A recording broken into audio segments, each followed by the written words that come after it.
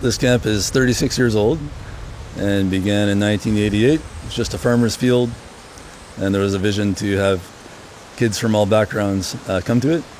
And since then, there's been over 26,000 kids, and we think 5,000 to 6,000 first-time commitments. The advantage of being a sand camp in the Spruce Woods area is we don't have mosquitoes, but we also don't have a lake or a pond. We do have a pool. The pool is fun. Yeah. Even meeting more friends and waking up early to eat breakfast.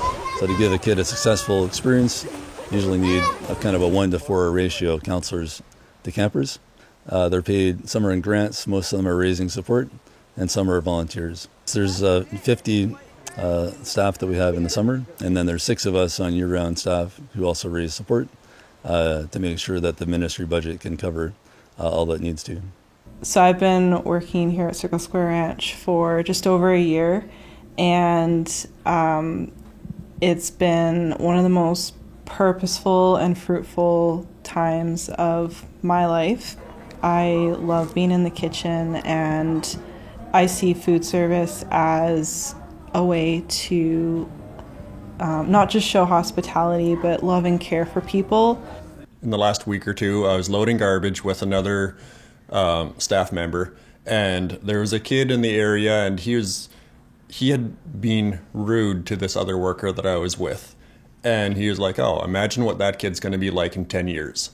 And he was kind of referring to, like, if you're rude now, give it 10 years and you'll be, like, extra bad and the society doesn't want you. And in that moment, I didn't even realize what I really thought of it. But I kind of responded and said, now can you imagine that we have the opportunity to affect that boy? In 10 years, he could be a completely different kid than he is right now because we have the chance to affect people. And summer camp changes lives. It's a fact. And that's why I like to be here, is that we have the opportunity to change lives. This is my first summer as the senior program director. I've been working here for 3 years. Man, why do I keep coming back? I think that there's no better way to share the gospel with kids who wouldn't hear it otherwise than camp. It's just such a special place where we get to, this 1 week, to invest in kids' lives and just for some of these kids be maybe some of the only times in their lives where they'll hear the gospel and feel truly cared for. Last year, when I first came to Teen Week, it was actually my first time at Circle Square, and I've been recommended. People said they saw potential in me and that God had something for me, a purpose and everything. Became a camper, I really loved it, and did the LIT program in July this year, and I'm a counselor. The LIT program, it's super fun. I decided to do it because I wanted to become a counselor here, and you don't have to take it to become a counselor, but I didn't feel like I was ready to become a counselor. A lot of kids are asking good questions about God, and they're like asking about questions that are going to take them in the right direction towards like Christ and becoming a follower of Him. And I love sharing with the kids about how to read your Bibles, how to help others learn how to read your Bibles, and stuff like that. In Circle Square Ranch, I'm here as a counselor and as a social media coordinator. I've seen God change a lot of kids' lives, and a lot of counselors impact the kids with like in a very godly way. I like the horses, and it's actually very fun with the other like the trees, nature. We catch grasshoppers, the trampolines, and like the basketball courts and swimming. Hiking, and when we have the campfire. I really love that there's like people here that love to have fun and we get to learn about God. And I love that the way we have like a pool, horses. Oh wait, we learn about Jesus. There you go.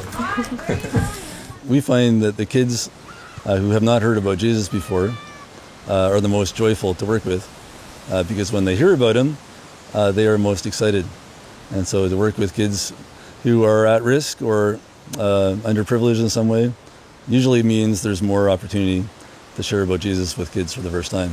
I've been the campfire speaker this week, so we actually shared the gospel last night and gave the counselors a chance to get together with their campers and talk more about Jesus. I went over to the girls section and I was saying, good night to some of the cabins. And one of the cabin leaders invited me in, and she said 4 of these girls gave their hearts to Jesus tonight. They came to faith and decided to follow him.